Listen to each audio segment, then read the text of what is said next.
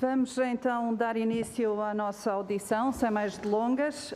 Começo naturalmente em nome da Comissão Eventual para o Acompanhamento da Aplicação das Medidas de Resposta à Pandemia da doença Covid-19 e do processo de recuperação económica e social, cumprimentar a doutora Purificação Gandra, Coordenadora Nacional dos Cuidados da Rede Nacional de Cuidados Continuados e Integrados, agradecer desde já a sua disponibilidade e também aproveitar para cumprimentar todos os deputados e deputadas que nos acompanham. Portanto, uma nota muito rápida para explicar como é que vai decorrer a presente audição. A presente audição inicia-se com uma intervenção inicial da entidade convidada, que dispõe de 8 minutos para uma intervenção inicial. De seguida, e por ordem decrescente da representatividade dos grupos parlamentares e com prioridade para o partido do maior grupo parlamentar da oposição, portanto, vai decorrer uma ronda por parte dos grupos parlamentares que dispõem de 4 minutos para uma intervenção. Dar nota também que o grupo parlamentar que apresentou, portanto, requerimento para a presente audição tem primazia na intervenção. Após estas intervenções iniciais, portanto, a entidade convidada dispõe de 12 minutos para uma intervenção para resposta às questões colocadas pelas senhoras e senhores deputados. De seguida, segue-se uma segunda ronda, para uma intervenção por cada grupo parlamentar de 2 minutos, que finda, portanto, com uma intervenção final da entidade convidada, que dispõe de 6 minutos para uma intervenção final. Portanto, eu apelo para o cumprimento rigoroso dos tempos. Passaria então a palavra aqui ao Sr. Deputado. Antes de mais, Sra. Presidente, Sras. Srs. Deputados, boa tarde a todas e a todos. Era só uma pergunta ou esclarecimento, porque a ordem do dia falava de uma audição conjunta, duas entidades, e era só para perceber se a Coordenação Nacional dos Cuidados de Saúde Primários não está presente. Obrigada, Sr. Deputado. Exatamente. Eu peço desculpa, é importante dar aqui um esclarecimento prévio. Esta audição deveria decorrer com 2 audições conjuntas, uma, portanto, da Coordenação Nacional para a Reforma dos Cuidados Primários de Saúde. Entretanto, não vai, portanto, realizar-se esta audição na medida que esta entidade foi, entretanto, extinta. Portanto, esta audição vai decorrer apenas com a audição da Coordenadora Nacional da Rede Nacional de Cuidados Continuados. Portanto, sem mais delongas, vamos dar início à presente audição e daria então a palavra à Senhora Coordenadora Nacional. Senhora Presidente da Comissão, senhoras e senhores deputados, boa tarde. Não sei se me estão a ouvir bem. Estamos a ouvir bem. Muito obrigada. Quero, antes de tudo, agradecer novamente a oportunidade de estar aqui convosco a falar sobre a Rede Nacional de Cuidados Continuados e Integrados e a sua intervenção nesta pandemia que tanto tem alterado a vida de todos nós, de toda a sociedade. Para uma simplificação da linguagem, e porque as siglas nem sempre ajudam, passarei aqui a referir-me à RNCCI como rede, sendo também assim que a maioria dos cidadãos a conhece. A rede é uma parceria dos 2 ministérios, não só no seu financiamento, mas na definição de políticas, estratégias e convenções. E é pena não estar aqui presente a colega do Ministério do Trabalho, Solidariedade e Segurança Social, que comigo partilha a coordenação nacional. Percebo, no entanto, que o foco é a intervenção de saúde na pandemia e daí a minha presença aqui enquanto elemento representante do Ministério da Saúde nesta área. A criação desta rede em 2006 veio possibilitar um novo nível de prestação de cuidados integrados com os já existentes, com reconhecida importância por toda a sociedade, mais sentida quando estas respostas fazem falta para possibilitar a libertação de camas hospitalares. Apesar de 85% dos doentes da rede terem idade superior a 65 anos, esta não é, nem pode ser considerada como uma resposta social, lar ou estrutura residencial para idosos. Não é uma resposta permanente ou definitiva.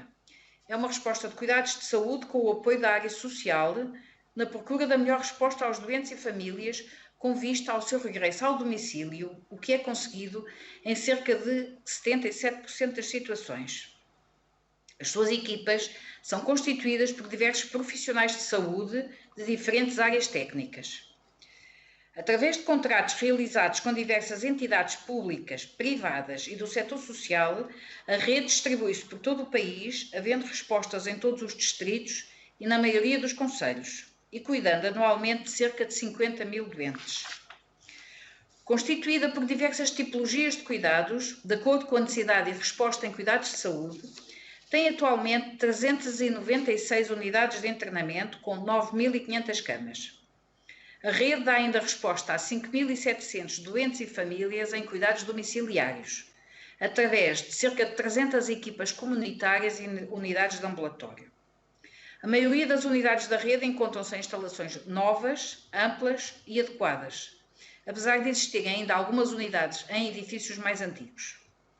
Ao longo destes 14 anos, a rede tem aumentado a sua capacidade, passando de 12.528 respostas em 2010 para 15.374 respostas à data atual. As unidades e equipas aumentaram de 407 em 2010 para 692 em 2020. Alargaram-se as respostas à pediatria e à saúde mental. Em 2020, em plena pandemia, foi possível abrir 464 novas camas. Verifica-se que o setor solidário assegura 79% das respostas, sendo que as misericórdias são a maioria das entidades gestoras. As entidades privadas têm vindo a aumentar o seu interesse em trabalhar nesta área, traduzindo-se já em 20% das respostas da rede. Perante a gravidade da atual pandemia por Covid-19, a rede foi confrontada com um desafio acrescido a que tem procurado dar resposta de uma forma adequada e adaptada aos desafios que esta doença tem trazido. Desde o início da pandemia, que se tornou prioritária a prevenção e contenção da propagação deste vírus nas unidades, aumentando a necessidade de proteção a doentes e profissionais. Implementaram-se e mantêm-se medidas que passam por divulgação pelas coordenações da rede e direções técnicas das unidades das orientações e normas da DGS. Todas as unidades têm plano de contingência atualizado. Foram interditas as visitas nas unidades na fase inicial e a sua reabertura com precauções específicas. Todos os doentes são testados previamente à admissão. Foi implementado um período obrigatório de isolamento mínimo de 14 dias na admissão. Foi organizado o trabalho por equipas dedicadas a grupos de doentes. Foi promovida a formação sobre regras de higienização e proteção dos ambientes. Foram estabelecidos circuitos de separação de doentes infectados de não infectados. E foi promovida a utilização correta de equipamentos de proteção individual e produtos de desinfecção. As unidades procuraram responder às exigências desta nova doença, passando por dificuldades que têm vindo a ser colmatadas e ajustadas, bem como reorganização do trabalho decorrente das ausências dos profissionais doentes ou em quarentena. O reporte diário de informação sanitária fornecida pelas unidades e o acompanhamento e ajuda das equipas coordenadoras permitem-nos uma articulação sistemática com as direções técnicas, no sentido de manter o mais seguro possível os doentes e profissionais das unidades de cuidados continuados. Também através desta informação diária tem sido possível acompanhar em proximidade cada situação e fazer a devida articulação com as entidades locais, com as equipas dos ACES, autoridades de saúde, autarquias e proteção civil, na procura de uma melhor solução. A testagem dos 13.300 profissionais tem sido uma constante, tendo sido já realizados 48.349 testes, dos quais 2.331 estavam positivos. À data atual, temos na rede 664 profissionais positivos. A vacinação contra a gripe apresentou uma adesão significativa, tendo sido vacinados 99% dos doentes e 52% dos profissionais nas unidades de internamento, e nas equipas domiciliárias foram vacinados 93% dos doentes e 77% dos profissionais. Os resultados são de todos conhecidos e o trabalho das equipas provou a importância e a qualidade dos seus profissionais. No período de março a outubro de 2020, tivemos um pico máximo de 110 doentes infectados e 15 óbitos em 27 unidades. O máximo de internados em hospitais por agravamento da sua situação clínica foi de 22 doentes. No entanto, a evolução e agravamento da pandemia, em finais de 2020, alterou de forma grave a situação, apesar de se terem mantido todas as medidas de precaução implementadas até então, subindo drasticamente todos os indicadores que acompanhamos. À data atual, temos 711 doentes positivos, 8% dos nossos doentes, em 117 unidades da rede, estando 26 doentes internados em hospitais. Os óbitos, infelizmente, são já 120, sendo 0,9% dos óbitos totais por Covid-19. Perante a gravidade da situação pandémica e aumento dos internamentos hospitalares, foi necessário priorizar a colocação de doentes na rede, libertando camas hospitalares. De março à data atual, foram transferidos dos hospitais do SNS para a rede 17.538 doentes. Verificamos, no entanto, que o número de doentes a aguardar uma colocação na rede tem vindo a aumentar, sendo hoje de 394 doentes em todos os hospitais do SNS. A situação pandémica na rede tem obrigado a uma limitação de camas disponíveis, que tem sido uma preocupação acrescida, não só com os doentes, mas também com os promotores, e que já levou a medidas excepcionais de apoio. Esperamos que seja possível melhorar a situação com a vacinação contra a Covid na rede, que se aproxima do seu final. Até ao momento já iniciaram o processo de vacinação 64% dos doentes e 55% dos profissionais. Já estão vacinados com as 2 doses 769 pessoas na Rede Nacional de Cuidados Integrados. As unidades que faltam aguardar a conclusão de surtos e autorização das autoridades de saúde. Face a estes números que nos preocupam e à manutenção de elevado número de positivos, temos estado a trabalhar conjuntamente com o INSA e DGS no sentido de acompanharmos a efetividade da vacina Covid nas unidades de cuidados continuados. De realçar também que o aumento destas respostas resulta do investimento financeiro na rede, que tem sido crescente ao longo dos anos, com cerca de 200 milhões de euros em 2020. Para 2021, além da verba de funcionamento, está previsto 27 milhões de euros em orçamento de Estado para alargamento da rede de cuidados continuados. Quero deixar aqui uma mensagem especial de agradecimento a todas as equipas da RNCCI, que com a sua dedicação, profissionalismo e resiliência têm permitido dar a segurança e cuidados que os doentes necessitam, combatendo o próprio medo e pondo de lado a sua vida pessoal e a sua própria família. Todos nós, cidadãos deste país, necessitamos e temos de ajudar a crescer esta rede, como uma resposta efetiva nos cuidados de saúde. Peço desculpa de ter demorado Obrigada, mais, doutora. À disposição dos senhores deputados. Obrigada, doutora Purificação Gandra. Damos agora a palavra ao Bloco de Esquerda, a senhora deputado Moisés Ferreira. Faça favor. Obrigado, Sra. Presidente, senhoras e senhores deputados. Cumprimentar a doutora Purificação Gandra, agradecer a sua presença aqui, agradecer também o trabalho que faz à frente da Rede Nacional de Cuidados Continuados.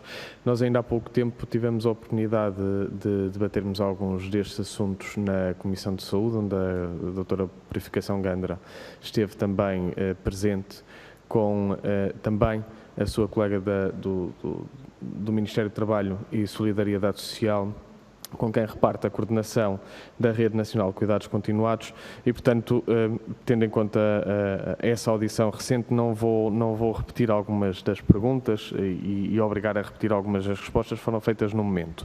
E, por isso, concentrar-me-ia em 2 questões.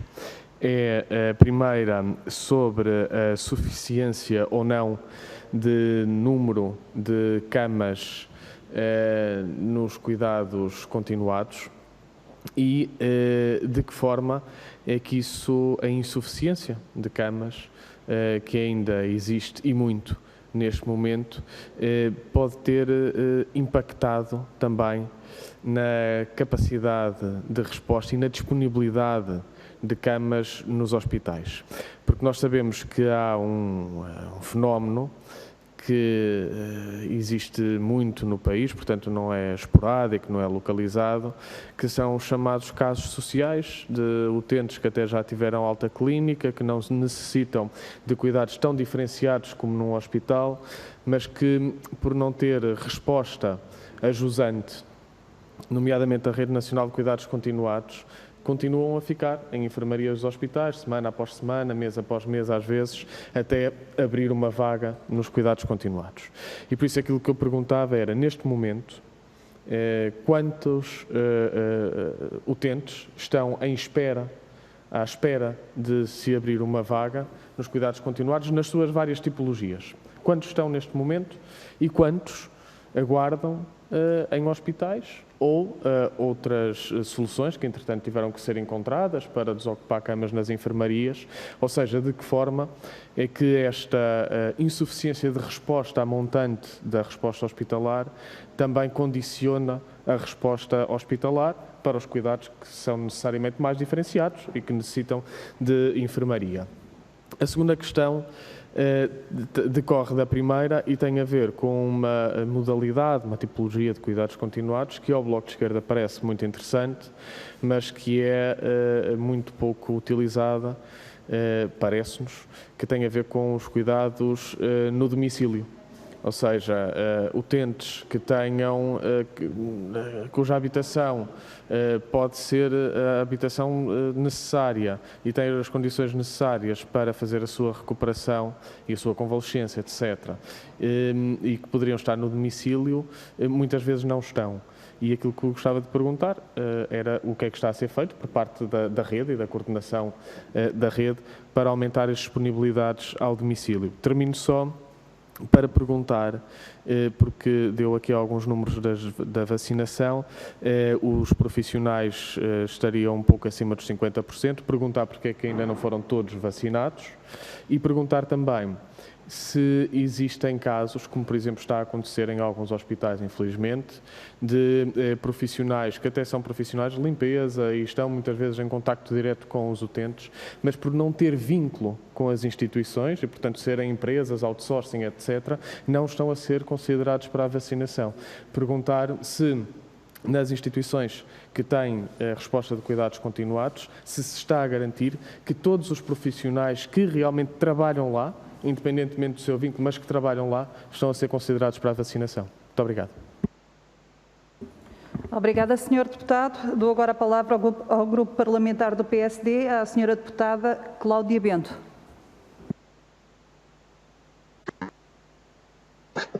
Obrigada, Sra. Presidente. Estão-me a ouvir? Está? Sim, estamos a ouvir, faça favor. Obrigada, Sra. Presidente. Senhoras e senhores deputados, cumprimento então em nome do Grupo Parlamentar do PSD a doutora Maria da Purificação Gandra. Agradeço a exposição efetuada e os números aqui que nos deixou. Peço desculpa interromper, eu pedia para ligar a câmara, que nós não estamos a ver. Eu tinha a câmara ligada. Já está? A informação que tenho é que não está a câmara ligada. Se fizesse favor... Está ligada, está.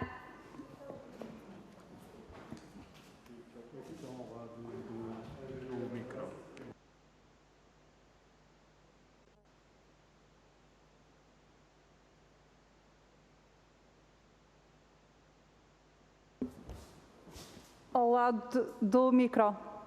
Sim, já liguei a câmara.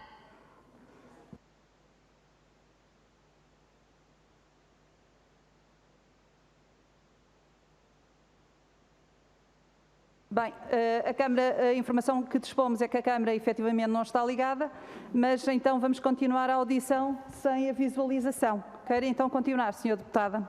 Obrigada, Sra. Presidente. Cumprimento de novo as senhoras e senhores deputados e a doutora Maria da Purificação Gandra. Relativamente à minha intervenção, este ano está prevista a abertura de 800 novas camas de cuidados continuados e 200 a nível de respostas em saúde mental. No contexto atual da pandemia, todas as unidades de saúde estão a ser ativadas e têm sido noticiadas várias situações de idosos que se mantêm internados já depois de recuperados por não terem para onde ir, ou porque as famílias não têm condições para os receber, ou porque se recusam. A grande maioria destes doentes são pessoas com perda de autonomia, portadores de diversos tipos e níveis de dependência, pessoas com doenças crónicas evolutivas e dependência funcional grave ou mesmo com doença terminal, ou podem ser doentes com alta hospitalar, mas que necessitem de manter terapêuticas após a sua alta. E, portanto, estes são casos que não deveriam estar a ocupar camas de internamento, que sabemos que escasseiam, mas que poderiam ser referenciados para as unidades de cuidados continuados. Contudo, em setembro, o presidente da Associação Nacional de Cuidados Continuados dizia que tinha unidades às moscas com hospitais cheios. Deixo então as seguintes questões. Por que é que não fizeram estas transferências em setembro? Atualmente pergunto se estão a ser efetuadas as transferências dos doentes que não precisam de internamento para as unidades de cuidados continuados e até ao momento quantas transferências já foram efetuadas. A legislação prevê que quando as unidades de cuidados continuados têm taxas de ocupação inferiores a 85%, a tutela não tem de pagar as camas que estão vazias. É verdade? Funciona mesmo assim? Há neste momento unidades nestas condições com camas não ocupadas? Quantas unidades de cuidados continuados existem e neste momento qual é a capacidade ainda disponível? Gostaria também de saber qual é o protocolo de testagem dos profissionais de saúde que trabalham nestas unidades e qual tem sido a incidência de casos Covid desde o início da pandemia até à data. Todos os profissionais de saúde da Rede Nacional de Cuidados Continuados, gostaria de saber qual é a percentagem destes profissionais que já se encontram vacinados contra a Covid-19. E, por fim, gostaria de saber se as equipas de cuidados continuados integrados, nomeadamente as domiciliárias, se irão ser utilizadas no plano de vacinação contra a Covid-19. Obrigada. Obrigada, senhora deputada. Dou agora a palavra ao Grupo Parlamentar do Partido Socialista, a senhora deputada Telma Guerreiro. Faça favor.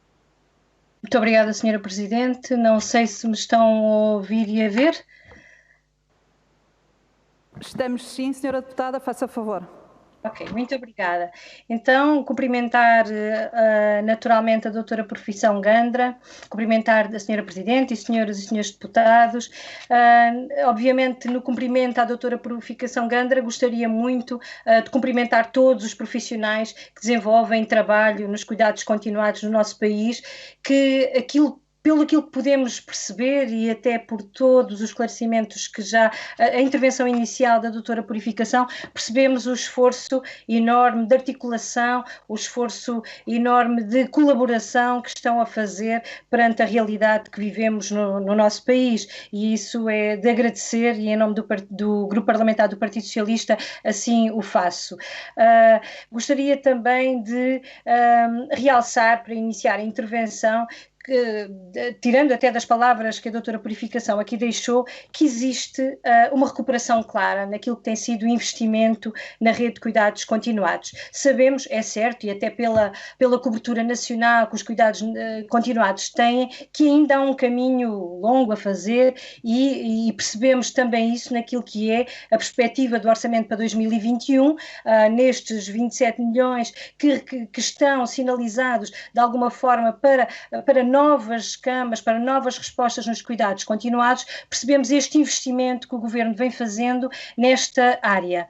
Depois, gostaria também de realçar e dar nota de que não podemos esquecer que esta importância continua com a perspectiva futura que podemos ter com o Plano de Recuperação e Resiliência, que mais uma vez vai focar também a importância dos cuidados continuados. Portanto, eu diria que há um percurso muito grande ainda para fazer de trabalho e de valorização destas respostas que são determinantes na comunidade, mas que eles estão perspectivados em termos futuros, quer neste orçamento, quer no Plano de Recuperação e Resiliência, e gostaria de deixar aqui esta nota. Portanto, das questões que aqui foram colocadas, percebemos e enaltecemos o trabalho de articulação que está a ser feito neste momento que vivemos no nosso país, que nos deixa a todos um pouco de surpresa por tudo o que vamos vivendo a cada dia, e tudo são novidades, e percebemos naquilo que explicou a forma como tão bem têm sabido reagir. No entanto, eu não vou repetir a questão relativamente a esta preocupação que aqui o Grupo Parlamentar do Bloco Esquerdo e do PSD já deixaram relativamente a esta articulação tão necessária das camas que existem ao hospital, e de como é que esta correlação se pode fazer, esta necessidade se pode fazer com os cuidados continuados. continuados na comunidade, mas gostava também de perceber e que nos desse nota daquilo que estava previsto para 2020, em termos das novas camas, das 10 unidades dia, de promoção da autonomia, que são tão importantes enquanto experiências piloto, do alargamento das respostas domiciliárias, de alguma forma até a revisão e a alteração do modelo de funcionamento da Rede Nacional de Cuidados Continuados. Gostava de perceber se estes objetivos para 2020 foram prejudicados ou não, com tudo aquilo que tem sido o vosso foco também na resposta à pandemia. Por outro lado, também gostava de perceber, em termos de, muito se tem falado nesta fase de pandemia, das questões de saúde mental. Mas não se tem falado tanto das questões da doença mental, e sabemos que esta resposta dos cuidados continuados é determinante também na área da saúde mental. Portanto, sabendo esta perspectiva de alargamento da resposta na área da saúde mental e até numa perspectiva de como é que têm sido afetadas estas respostas da área da saúde mental perante esta pandemia que vivemos da Covid. Gostaria de ouvi-la também sobre esta, que tão pouco se tem falado, não é? Mas o que é certo é que a resposta à doença mental também está dentro destes cuidados continuados, e gostava de perceber, em termos de números, em termos de evolução, como é que está a correr esta avaliação. Muito obrigada. Muito obrigado. Passava então a palavra ao Grupo Parlamentar do PCP. Senhora Deputada Alma Rivera, por favor, 4 minutos. Obrigada, Sr. Presidente. Começava por cumprimentar naturalmente a doutora Purificação Gandra. Começava por dizer que, estando o país confrontado com a pandemia, este nível de cuidados de saúde, os cuidados continuados integrados, a juntar aos cuidados de saúde primários e aos hospitalares, pode ser de facto um elemento relevante para permitir atenção ao doente Covid e não Covid, através de uma maior resposta dos cuidados de saúde em geral. Na nossa avaliação, o problema grande dos cuidados continuados é a reduzida capacidade face às necessidades e as listas de espera de doentes que aguardam vaga nestas unidades, ou seja, uma insuficiência que é do número de unidades, mas também das tipologias, com maior expressão, no nosso entender, para as unidades de convalescência e unidades de média duração e reabilitação, e para além disto há a questão da sua distribuição territorial e da sua adequação às necessidades em todo o território. Falamos de um país que só ao nível de pessoas com mais de 65 anos conta com 2 milhões e quase 300 mil idosos, portanto tem necessidades acrescidas, acompanhando a tendência europeia de resto. E portanto há aqui uma necessidade, para além disto, e que nos parece também evidente, da criação de uma rede pública de lares, porque, como aqui também já foi dito, como as vagas são reduzidas, as listas de espera são grandes, temos doentes que ficam nos cuidados continuados para além do necessário, porque não têm autonomia e depois as famílias não têm possibilidade de cuidar deles, não tendo vagas em lares. E, portanto, feita esta contextualização, colocava-lhe algumas questões, desde logo como está a situação na sequência do contexto que vivemos, ou seja, se a suspensão da atividade programada, as dificuldades no acesso à saúde, o receio que muitos utentes têm de se dirigir aos serviços de saúde, se isto está a ter impacto ao nível dos cuidados continuados. Até é possível observar, na fase inicial da pandemia, uma redução na taxa de ocupação, e era importante perceber se em algum momento não houve encaminhamento de doentes para os cuidados continuados, e assim sendo, esse fenómeno deu-se porquê, quais são as explicações que encontram. Perguntava-lhe também qual é atualmente a taxa de ocupação das unidades de cuidados continuados e quantos doentes aguardam efetivamente por vaga nas unidades, por vaga nestas unidades. Também se pudesse contribuir com um diagnóstico da situação relativamente ao número de equipas de coordenação local e à adequação de meios às suas funções, seria importante também para o nosso trabalho. Há uns tempos o Governo anunciou que iria tentar encontrar soluções entre os lares e os cuidados continuados para libertar camas dos hospitais de doentes que já não necessitam de lá estar. aumentando a capacidade de resposta a doentes com doença aguda. E, portanto, perguntávamos como é que está a ser feita esta articulação com a rede e como é que a rede está também a contribuir neste sentido. E, por fim, a pergunta que nos parece também fundamental é que perspectivas existem de aumento do número de camas na rede pública, de cuidados continuados e também de equipas comunitárias de cuidados continuados. Muito obrigada. Muito obrigado, Sra. Deputada. Passava a palavra ao Grupo Parlamentar do CDS-PP, a Sra. Deputada Ana Rita Bessa, que se encontra online. Sra. Deputada, não sei se nos está a ouvir. Sim, Sr. Presidente. Muito obrigado. 4 minutos, por favor, Sra. Deputada. Muito obrigada. Eu começo por cumprimentar a Sra. Enfermeira de Purificação Gandra e agradecer a vinda dela aqui, mais uma vez. De facto, esteve connosco recentemente na Comissão de Saúde e talvez fosse essa a minha primeira pergunta. Esteve connosco, salvo erro, em novembro e na altura falou-nos, a propósito de uma conversa já longa sobre dificuldades de financiamento na Rede Nacional de Cuidados Continuados e Integrados, falou-nos na formalização de um grupo de trabalho transversal entre o Ministério da Saúde, o Ministério do Trabalho e da Segurança Social e o Ministério das Finanças, porque reconhecia a senhora coordenadora que há um problema na rede que tem que ver com reorganização, que tem que ver com condições de funcionamento muito relacionado, muito ligado, muito explicado por uma ausência de uma revisão profunda do financiamento destas unidades, tendo em conta a tipologia de doentes que hoje em dia elas servem. E, portanto, eu gostava de saber em que ponto é que está as conclusões e a aplicação das conclusões deste grupo de trabalho. Porque é que isto é tão crítico? Não é só uma mania ou uma necessidade de cumprir com uma obrigação que foi comunicada.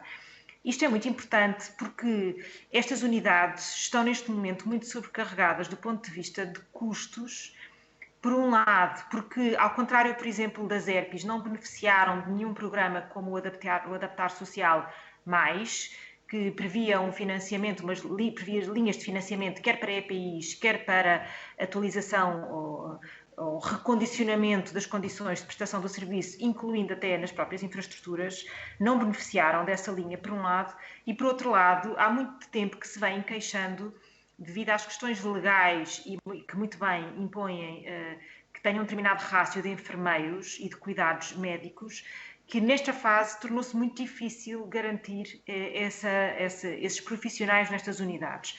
E, portanto, sem acesso a um financiamento adicional ou à revisão daquilo que deveria ser o financiamento para a sua atividade corrente, estão a ver-se em sérias dificuldades e temos tido, mais uma vez, registro de uma asfixia que leva ao quase fecho, ou pelo menos ao fecho anunciado de alguma das unidades, numa altura em que tanto precisamos delas. E, portanto, esta atualização seria essencial que nos fosse prestada nesta reunião. Adicionalmente, a senhora coordenadora falou-nos na vacinação, deu-nos a indicação de que 64% dos doentes e 55% dos profissionais já obtêm pelo menos a primeira dose. Eu gostava só, e disse que aquilo que estava ainda por fazer tinha sobretudo que ver com surtos ativos. Na atualização do plano de vacinação pelo Sr. Coordenador da Task Force na semana passada, ficámos a saber que há 5 unidades da rede no Norte, 2 no Centro, 5 em Lisboa e Val do Tejo, 2 no Algarve, portanto 14 no total que têm surtos ativos. E eu pergunto-lhe se estas 14 unidades prefazem a totalidade daquilo que ainda falta vacinar ou se há outras unidades, mesmo não tendo surto, que não tiveram ainda a primeira toma garantida. É importante porque já estamos a passar para novos targets de vacinação e eu gostaria de saber se estes já estão cumpridos. E finalmente, para terminar, uma das questões que tem sido muito tratada nesta comissão e noutros fóruns tem que ver com os doentes pós-Covid, assim chamados, os doentes que ficam com sequelas na sequência da doença Covid, e alguns deles poderão vir a precisar de cuidados continuados, ou pelo menos durante um tempo de cuidados continuados. E eu gostaria de saber se as unidades e a rede em concreto se está a preparar para esta fase e para esta tipologia de doentes. Muito obrigada. Muito obrigado, Sra. Deputada. Passo a palavra à Sra. Deputada Biana Cunha. Grupo Parlamentar do PAN. Por favor, senhora deputada, também se encontra online, não sei se nos está a ouvir. Estou a ouvir, Sr. Presidente. Muito boa tarde. 4 minutos, por favor, senhora deputada. Muito obrigada, Sr. Presidente. Cumprimentá-lo desde já. Cumprimentar as senhoras e senhores deputados, assim como agradecer a presença da da enfermeira Purificação Gandra e cumprimentá-la também desde já. Senhora enfermeira, aquela que é a realidade da Rede Nacional de Cuidados Continuados tem vindo a ser mais exposta face aos constrangimentos sanitários que temos vivido já dá longos meses. Aliás, recentemente a União das Misericórdias Portuguesas, a CNIS, a Confederação Cooperativa Portuguesa, a Associação Nacional dos Cuidados Continuados, vinham a público dizer, apelar à resolução dos graves problemas que têm enfrentado, seja de ordem financeira, seja de falta de recursos humanos, sobretudo em termos de profissionais da enfermagem, auxiliares da ação médica. Eu gostaria de dizer que estes alertas têm vindo a preocupar bastante o grupo parlamentar do PAN e, inclusive, depois de termos ouvido em sede de Comissão de Saúde, na Comissão Parlamentar de Saúde, no passado outubro, penso que foi no mês de outubro do ano passado, a Associação Nacional de Cuidados Continuados. E, de facto, aquilo que era evidente desde as dificuldades financeiras, como endividamentos à banca cada vez maiores, dívidas a fornecedores, também dívidas das famílias, dívidas das próprias ou verbas por regularizar em termos de transferências por parte das próprias administrações regionais de saúde, tornam toda esta realidade bastante preocupante. E, nesse sentido, demos inclusivamente também entrada em sede de propostas de orçamento do Estado para o ano vigente, alteração à portaria 17/2020, tendo em conta aquilo que poderia ser uma revisão às comparticipações do Estado por utente, com especial foco nas unidades de média e de longa duração, mas também criando uma majoração para territórios de baixa densidade populacional. Esta proposta, infelizmente, foi rejeitada, mas nós gostaríamos de ouvir a sua opinião sobre esta portaria, aquela que é com participação do Estado por utente. Também gostaríamos de saber, uma vez que a senhora coordenadora, quando assumiu esta responsabilidade há cerca de um ano atrás, salvo erro, terá feito declarações onde informava das 200 respostas em saúde mental que iriam prosseguir, iriam concretizar-se durante o ano 2020 e que iriam ser distribuídas pelos concelhos que mais necessitavam. Gostaríamos de saber se nos pode dar um ponto de situação sobre a concretização e execução dessas mesmas respostas em saúde mental ao longo do ano 2020 e quais as necessidades ainda nessa mesma área. E, por fim, para concluir, nós temos tido notícias, recebido informação do encerramento de algumas unidades e preocupa-nos sobremodo como é que é feita, no fundo, a articulação em rede, porque parece-nos que muitas vezes estas instituições recebem as informações e percebem que efetivamente vão encerrar portas sem haver a devida preparação, quer na perspectiva de encontrar soluções de continuidade, para continuidade, ou saberem exatamente para onde irão ter respostas ou onde irão ter respostas os seus utentes e, portanto, gostaríamos de saber se nos pode dar aqui um ponto de situação relativamente ao encerramento das unidades e como é que tem funcionado a resposta a propósito destes encerramentos no que diz respeito aos utentes. Muito obrigada.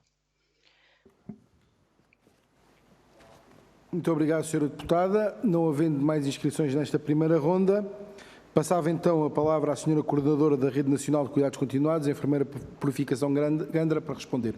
12 minutos, por favor, Sra. Enfermeira. Muito obrigada, Sr. Presidente.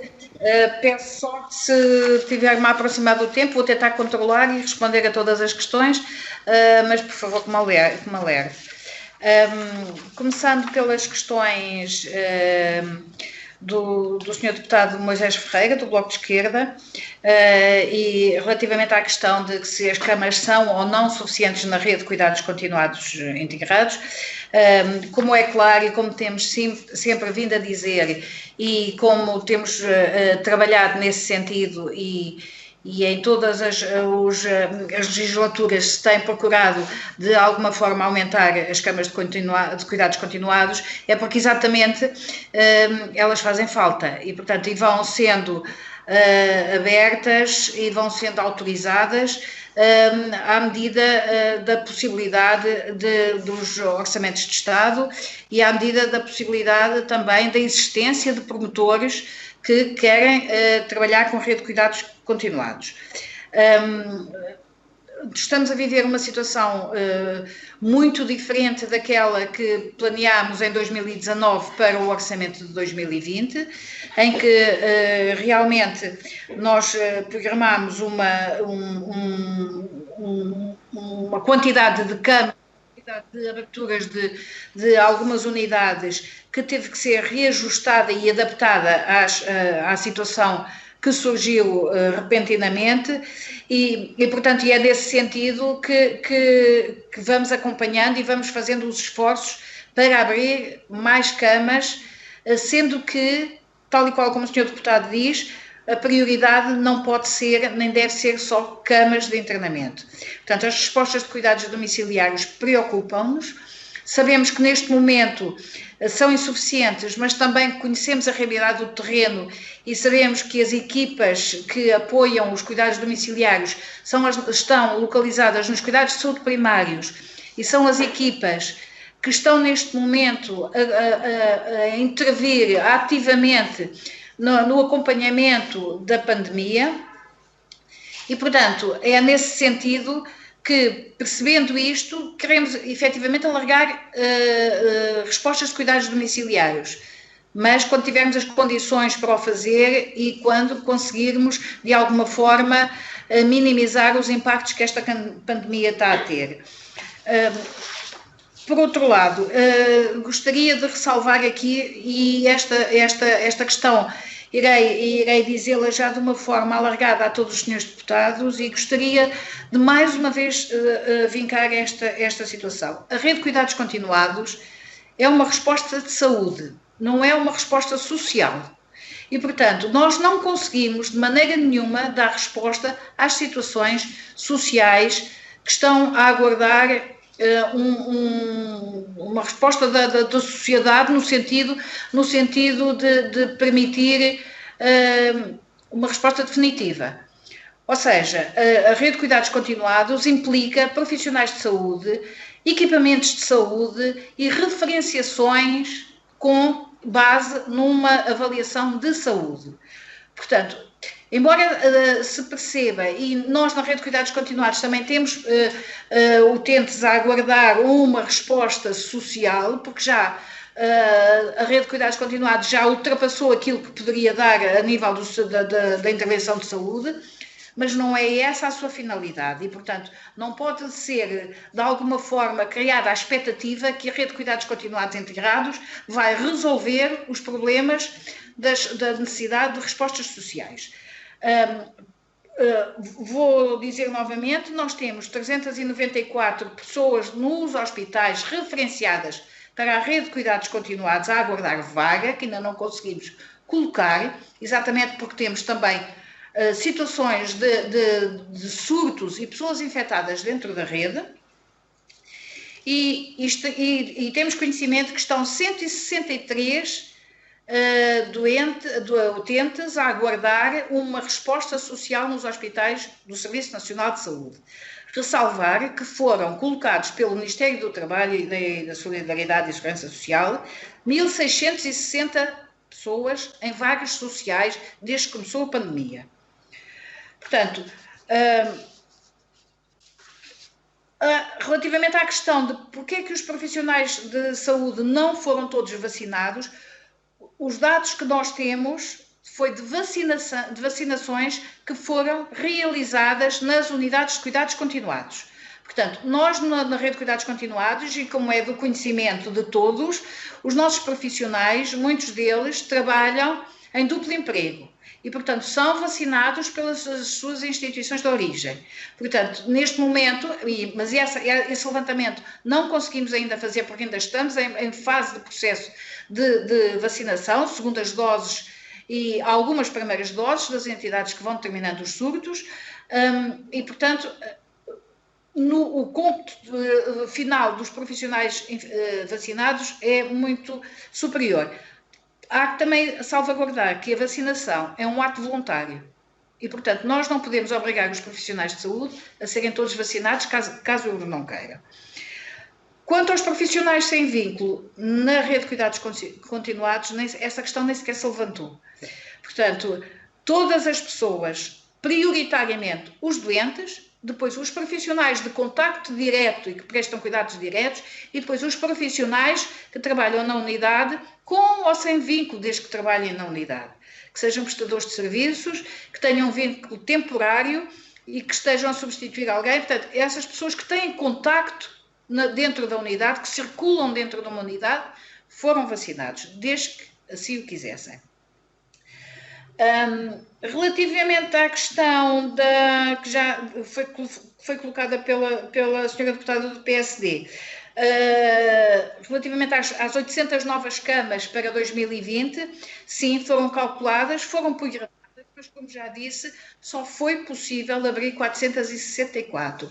Foi pedido um esforço muito grande às entidades para colaborarem e em plena pandemia não tivemos, como é muito claro, promotores novos a querer entrar num projeto que não sabia o que é que vai acontecer, assim tal e qual como não sabemos ainda qual é o nosso futuro a curto prazo. Portanto, todos nós estamos dentro de uma pandemia e é neste sentido que temos que trabalhar e é com estes dados que temos que trabalhar.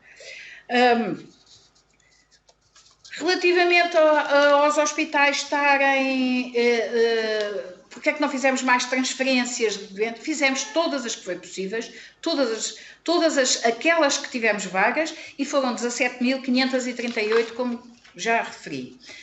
Em resposta à senhora deputada Telma Guerreiro, do PS, sim, é verdade, o plano de recuperação e resiliência dos cuidados continuados focou-se essencialmente no alargamento da rede que temos, no sentido de termos possibilidade de aumentar 5.500 camas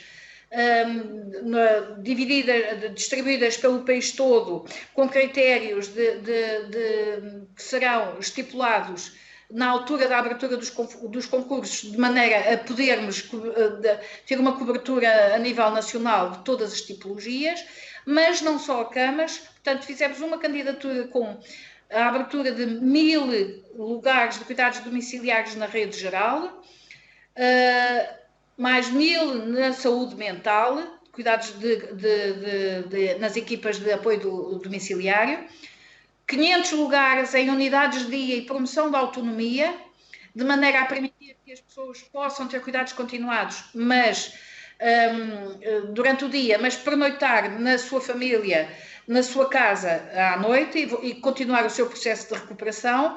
E, portanto, aguardamos que o plano de recuperação e resiliência siga os seus trâmites normais e que consigamos ampliar a rede de cuidados continuados. Relativamente à saúde mental e ao que foi feito, em 2019 propusemos para 2020 a abertura e a ampliação de 200 novos lugares, conseguimos abrir e ampliar 108 destes lugares, mesmo com os condicionantes de encerramento e muitas das vezes de confinamento que foi necessário e que levou a que muitas das unidades também não pudessem ter as suas respostas a nível das unidades socioocupacionais e de apoios mais a nível da saúde mental de uma forma mais ampla e mais alargada como gostaríamos. Relativamente às listas de espera, como já referia, a prioridade da rede, neste momento, desde que iniciou a pandemia, e neste momento, cada vez mais que nunca, é tirar doentes dos hospitais, porque é verdadeiramente a situação gravíssima que estamos a viver e isto tem sido conseguido dentro das possibilidades de camas que temos a funcionar. Em resposta à senhora deputada Ana Rita Bessa e às declarações do senhor coordenador do Task Force, Dr. Francisco Ramos, relativamente aos surtos, é verdade, sim, mas um surto, como sabem, é uma entidade que o surto é definido pelas autoridades de saúde e tem a ver com os links epidemiológicos que acontecem. Uma coisa são surtos, outra coisa, em complementaridade, são unidades com pessoas infectadas, quer sejam utentes, quer seja profissionais. E, portanto, a definição de que uma unidade pode ou não ser vacinada é uma intervenção da autoridade de saúde. E, portanto, se a autoridade de saúde entende que aquela unidade, nem que tenha uma pessoa infectada, não pode ser vacinada, essa unidade não vai ser vacinada até que a autoridade de saúde entenda que a vacinação pode decorrer. Portanto, neste momento nós temos algumas unidades, algumas delas já vão ser vacinadas esta semana, porque a situação epidemiológica melhorou. De qualquer maneira, ainda ficam a faltar algumas mais. Relativamente à deputada Bibiana Cunha, à senhora deputada Bibiana Cunha do PAN, temos sim tido sempre uma ação regular e sistemática de queixas. Aliás, penso que deveria falar em queixa, porque a queixa é sempre igual, independentemente dos promotores, portanto, que nos chegam, é uma verdadeira fotocópia da queixa, que se chama Graves Problemas da Rede de Cuidados Continuados, e que tentamos dar resposta a todas essas cartas, que vêm de alguns promotores, mas isso não invalida que não tenhamos presentes as dificuldades que as unidades estão a passar. Estão a passar as unidades, os profissionais, os doentes, todos nós e a sociedade. Todos nós estamos a passar por dificuldades muito graves neste momento e, portanto, é com um grande sentido de solidariedade que temos tentado ajudar. Temos procurado que as dívidas, como dizem, que não são dívidas, penso que já referi isto uma vez, mas vou dizer novamente, o delay, o pagamento a uma unidade de cuidados continuados pelas administrações regionais de saúde é de 60 dias. Portanto, entre a conclusão, a faturação, a conferência de faturas pelo Centro de Conferência de Faturas e o processamento, e as unidades sabem disso e têm isso no seu contrato que assinam com a Rede de Cuidados Continuados, é de 60 dias. E que eu saiba, e daquilo que me foi transmitido há relativamente pouco tempo, até para formalizar uma resposta a uma destas cartas, não temos dívidas pelas ARS. Outra das coisas são as dívidas que os utentes possam ter às unidades. A Rede de Cuidados Continuados, como sabem, tem diversos intervenientes. Tem o Ministério da Saúde, tem o Ministério do Trabalho, Solidariedade e Segurança Social, tem a própria entidade e tem o utente, que é interveniente ativo neste processo de cuidados. Para concluir, senhora Coordenadora, por favor. Desculpa. Depois vou na segunda ronda. E, portanto, é neste sentido que as dívidas têm que ser analisadas e têm que ser trabalhadas com os utentes pelas unidades. Portanto, relativamente ao processo de encerramento de unidades, nós não tivemos nenhuma unidade encerrada, tivemos uma unidade com os internamentos cancelados, porque nos declarou claramente que não poderia contratar profissionais de enfermagem.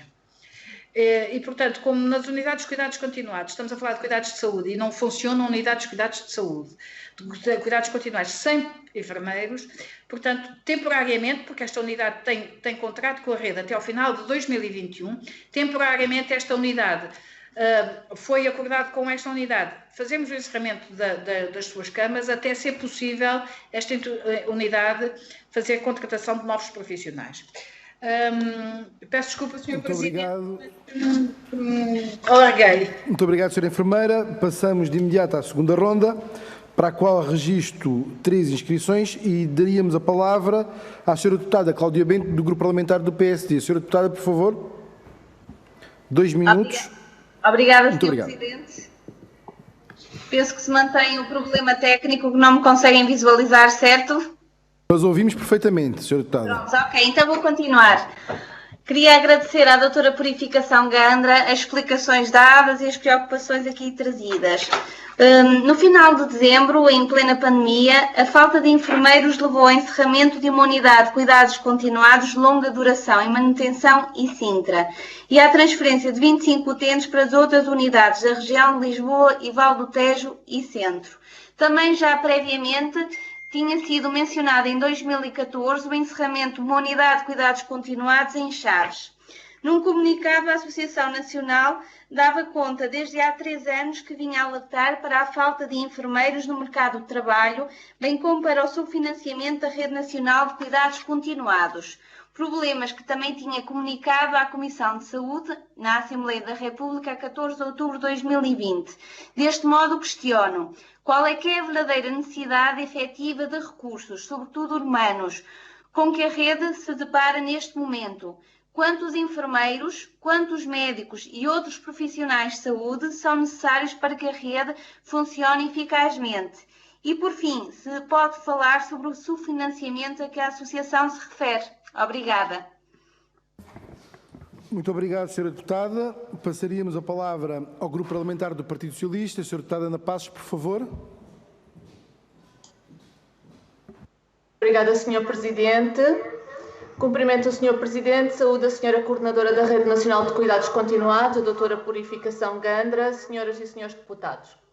O Partido Socialista, ao longo dos últimos anos, tem vindo a promover um caminho de reforço do Serviço Nacional de Saúde, enquanto garante da universalidade, igualdade e equidade no acesso a todos os cidadãos, marcado pelo aumento expressivo de 17,2% nos seus recursos humanos desde o final de 2015 até ao momento presente. Mais 4.200 profissionais para o Serviço Nacional de Saúde, permitindo assim cumprir o compromisso de reforçar os recursos humanos desse serviço em 8.400 profissionais e a contratação de 260 para o INEM. De acordo com o Orçamento de Estado para 2021, os cuidados de saúde primários vão beneficiar de um aumento para 90 milhões. A rede de cuidados continuados integrados terá um investimento de 27 milhões e o programa de saúde mental será reforçado com 19 milhões, escolhas que consideramos urgentes e imperativas. Igualmente relevante para o fortalecimento do Serviço Nacional de Saúde será o Plano de Recuperação e Resiliência, no qual se prevê a alocação de 205 milhões de euros para os cuidados continuados integrados e para a Rede Nacional de Cuidados Paliativos. Assim, gostaria de questionar a Sra. Coordenadora sobre quais os maiores desafios estratégicos que se colocam a esta rede na fase pós-Covid-19. Das 464 9 camas que nos mencionou no enquadramento inicial, qual é a distribuição geográfica das mesmas e os 20% de respostas das entidades privadas, onde se localizam. E, terminando, gostaria de agradecer em nome do Grupo Parlamentar do Partido Socialista o trabalho que essa rede tem estado a desenvolver no nosso território em prol das portuguesas e dos portugueses. Muito obrigada. Muito obrigado, Sra. Deputada. Passava então a palavra ao Grupo Parlamentar do CDS-PP. Senhora Deputada Ana Rita Bessa, por favor, 2 minutos. Muito obrigada, Sr. Presidente. Eu só queria insistir numa pergunta que a Sra. Coordenadora eventualmente não terá tido ocasião de responder e que aproveitando a vinda dela aqui connosco, era muito importante, que tem que ver com, como disse, com o grupo de trabalho, que foi a Sra. Própria Coordenadora que nos falou dele, um grupo de trabalho transversal entre o Ministério da Saúde, do Trabalho e das Finanças, para definir um novo modelo de financiamento para as instituições da rede. Já deveria ter tido resultados até ao final do ano, bem sei que estamos em tempo de pandemia, gostava só de que, se pudesse, que nos fizesse um ponto de situação deste grupo de trabalho e quando é que podemos esperar novidades quanto a este novo modelo de financiamento mais adaptado e ajustado à realidade. Muito obrigada. Muito obrigado, Sra. Deputada. Passava então a palavra à Sra. Enfermeira Purificação Gandra para responder, num tempo total não superior a 6 minutos. Por favor, Sra. Enfermeira. Obrigada, Sr. Presidente. É verdade, doutora Ana Rita Bessa, e agora vou começar por si, porque fiz as respostas ao contrário e realmente não respondi a essa questão e que vou responder agora. Este grupo de trabalho transversal, portanto, é um grupo de trabalho que, além dos ministérios, além do Ministério da Saúde, do Ministério do Trabalho e do Ministério das Finanças, envolve também os parceiros sociais. E, portanto, resultados até ao final do ano de todo, não me comprometi com eles, porque o grupo de trabalho tem que ser formalizado a nível de despacho, mas isso não invalida que não tivéssemos já começado a trabalhar com os parceiros.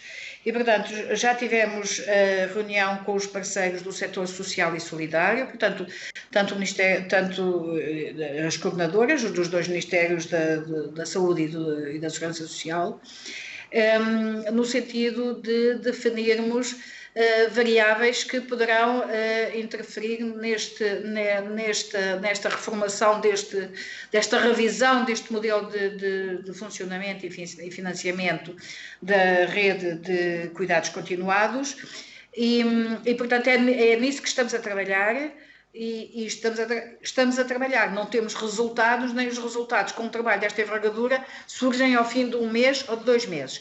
E, portanto, trabalhamos com os parceiros, tivemos já uma reunião de trabalho, ficou trabalho dividido de parte a parte e é nisso que estamos a fazer e, portanto, não vou nem me posso comprometer com prazos quando a situação está como está, sabendo nós que é prioritário rever o modelo,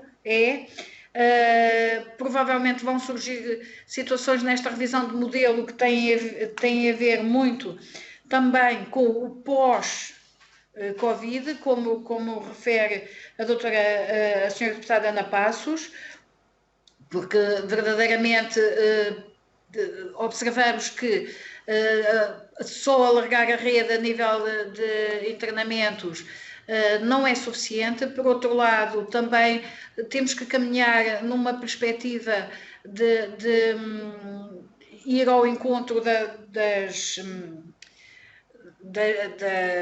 formulações do que há a nível europeu, do long term care, que não é exatamente aquilo que temos como modelo neste país, em Portugal. Portanto, temos que avançar para alguma reformulação de unidades de longa duração e da necessidade de idosos que, mesmo a nível das respostas sociais, precisam de cuidados de saúde. Portanto, temos de trabalhar neste sentido e portanto, estas revisões do pós-Covid, porque a situação da pandemia veio trazer ao de cima muitas fragilidades nas respostas a nível das estruturas residenciais para idosos e, portanto, como trabalhamos em conjunto, embora isso não sejam cuidados continuados, como trabalhamos em conjunto com o Ministério do Trabalho em diversas áreas, estamos também a analisar estas situações. Relativamente à distribuição de camas que a senhora deputada Ana Passos perguntou, eu não vou conseguir aqui dizer quais são a distribuição de camas, porque temos 9.500 camas no país. Portanto, mas estes dados são absolutamente públicos. Portanto, basta consultar a página da Administração dos Serviços Centrais, da Administração Central dos Serviços de Saúde, onde está um separador que diz cuidados continuados e onde tem a distribuição por país e quais são as unidades, inclusive, que estão lá. De qualquer maneira, quando pedimos um reforço orçamental para o alargamento dos cuidados continuados, é para o alargamento a nível nacional. Portanto, privilegiando sempre distritos e concelhos em que as respostas sejam mais diminutas e sejam mais necessárias, sendo que temos um problema complexo nas grandes regiões populacionais, como sejam Lisboa e Porto, em que, além de os promotores serem em menor quantidade, o preço do metro quadrado é muito mais elevado e, portanto, dificulta haver candidatos à construção de novas unidades de cuidados continuados. Relativamente às questões colocadas pela senhora deputada Cláudia Bento, do PSD, e à falta de enfermeiros que levam ao encerramento das unidades de cuidados continuados, mais uma vez, eu vou referir que os enfermeiros das unidades de cuidados continuados não são da responsabilidade de contratação do Serviço Nacional de Saúde.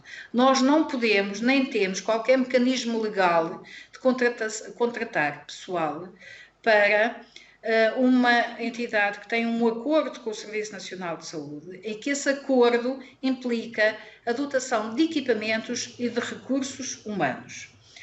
Portanto, quando uma unidade nos diz que não tem possibilidade de contratar recursos humanos, como foi o caso da unidade de Sintra, no final de 2020, e depois de tentativas e de procura de soluções com essa unidade, que, aliás, essa entidade tem mais uma unidade, e, portanto, na tentativa de uma procura de soluções com as equipas coordenadoras e com a ARS e com a coordenação nacional, foi decidido pela entidade que não tinha qualquer possibilidade de contratar enfermeiros.